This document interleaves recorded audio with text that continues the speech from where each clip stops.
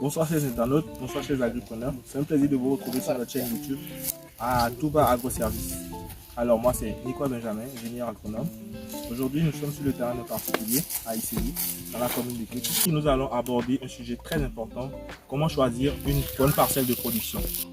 Si c'est la première fois que vous nous rejoignez sur cette chaîne et que vous aimez ce genre de contenu, likez la vidéo, n'oubliez pas de vous abonner et d'activer la cloche de notification pour ne rien rater de nos prochaines vidéos.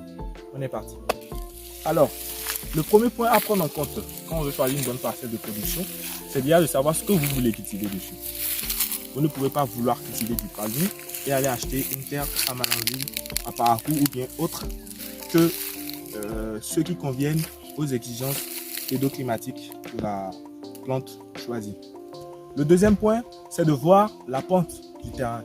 Parce que si vous avez un terrain trop en pente, ça va être compliqué de cultiver. C'est vrai qu'il y a des techniques qui permettent de cultiver sur des terrains en pente, comme être perpendiculaire à la pente, tout ça là, c'est une technique. Mais c'est toujours préféré un terrain plat. Parce que c'est bien plus facile et vous n'aurez pas de problème de drainage ou d'érosion. Des fois, quand on est sur des terrains en pente, même quand tu mets l'engrais au sommet du terrain, tu vas te retrouver avec des plants chétifs là-bas, parce que tout l'engrais sera drainé vers le bas de la plante. Donc on s'assure que le terrain il est plat.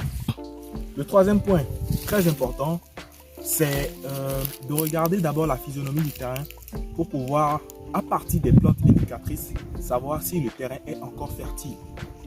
Parce que ça ne sert à rien de prendre un terrain déjà abîmé pour se dire qu'on aura des meilleures productions ou des meilleurs rendements. Le troisième point, très important, c'est de s'assurer la fertilité du sol.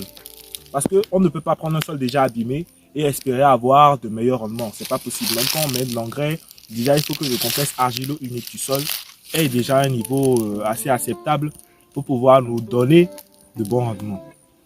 Donc, pour la fertilité du sol, nous pouvons amener des échantillons de sol au laboratoire.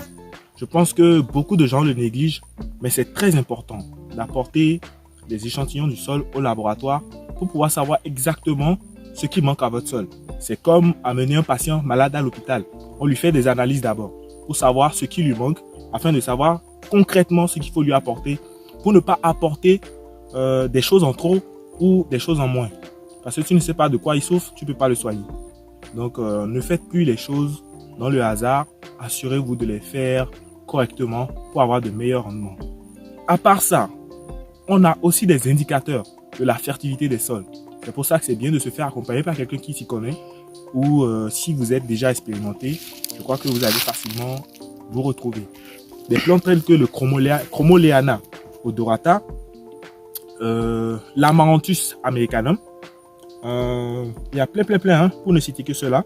Nous retrouvons sur le terrain un plant de Chromoleana. Si vous les voyez, sachez que la terre a encore une bonne capacité de fertilisation. Très bon plant. On l'utilise aussi comme engrais, comme insectifuge. C'est une très belle plante, hein? Chromoleana odorata. L'autre plante indicatrice de la fertilité des sols, c'est l'Amaranthus crassiensis. Je ne sais pas si je prononce bien. Donc, comme vous le remarquez, il ressemble beaucoup à l'Iptis flaviolensis, mais on a tendance à les confondre. D'accord? Vous allez remarquer qu'il a des épines. Quand vous le voyez sur un terrain, sachez que le terrain, il est encore fertile. Et ici, on a toute une population de ça. Donc, c'est un très bon indicateur de la fertilité du sol. Vous voyez que même parmi lui, il n'y a pas d'Imperata cylindrica. J'adore. Pas d'Imperata cylindrica sur le terrain. Très bon sol. On peut également se baser sur les précédents culturaux, c'est-à-dire les plantes qui ont été cultivées l'année passée et voir les résultats ou bien les résidus de résultats de ceux-là pour pouvoir apprécier encore la qualité du sol. Ici, nous voyons que c'est un ancien champ de piment et honnêtement, il y en a. Hein. Waouh! Je ne sais pas pourquoi ils ont laissé tout ça. Sûrement qu'ils ont ramassé, ils sont fatigués. Donc, nous sommes en saison sèche. Voici aussi une culture qu'il faut prioriser. Une culture à laquelle il faut penser, le piment. Vous voyez, on est en saison sèche. Il ne pleut plus. Pourtant, regardez comment ça produit encore. C'est une plante qui résiste très bien au stress hydrique, qui est adaptée au continent africain. On a les meilleurs piments du monde, hein, de toute façon. Je crois que ça va aller dans ma sauce de ce soir. Donc, voilà.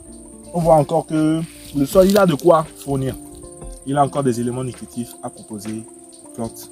Donc, c'est un très bon terrain, selon les critères qu'on est en train de voir.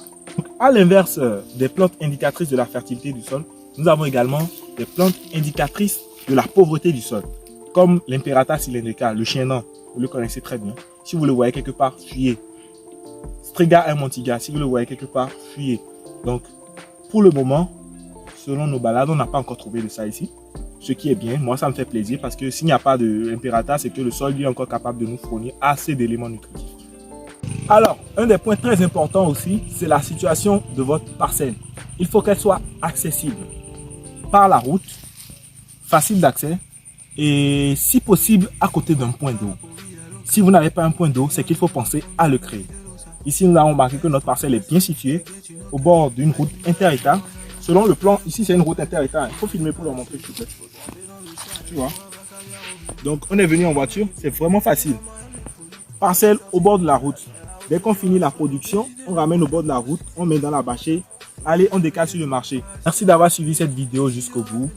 Nous avons eu à aborder plusieurs points sur le choix d'une bonne parcelle de production.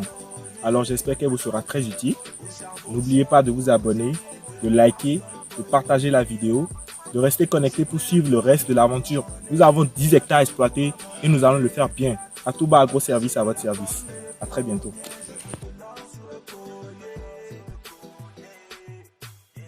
On a fait du mal, on a fait du play, pas trop traîner.